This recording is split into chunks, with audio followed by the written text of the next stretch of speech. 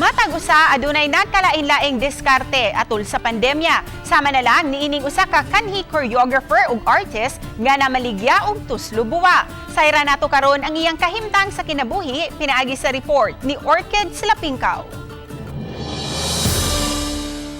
Ginaingon nga ang kinabuhi ang ngayong himuong mabulokon matag adlaw aron nga mamahimo kini exciting ug dili boring. Sama na lang kang Jonas Dakota nga mas gipili ang pagbutang og mabulokong mga design sa iyang mga masterpiece nga magpakita sa colorful nga kinabuhi.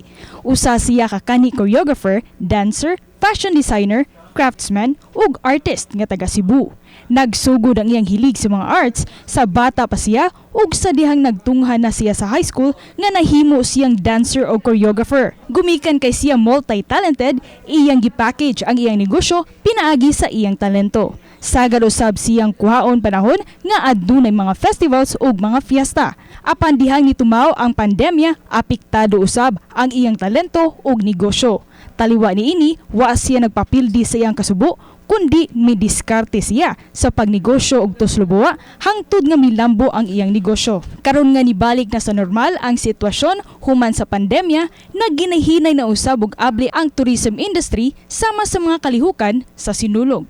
Matod niya nga nagpadayon gihapon siya sa pagbaligya og tuslubuwa taliwa sa mikuha sa iyang talento nga pagka-artist. Ang iyang gidawat lang una karong buwana mao ang pagdisenyo sa entrance sa Colon Night Market. Ang iyang paggamit sa talento usa sa iyang mga diskarte aron nga padayunong mulambo ang iyang abilidad ug aron nga daghan pa siyang matabangan nga mga tao.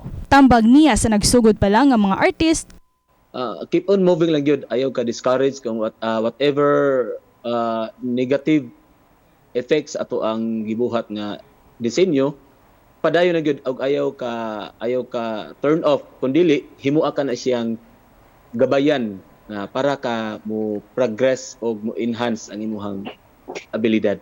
kauban si Clans Gabutin, ako si Orchid Silapingkaw, Balitang Bisda.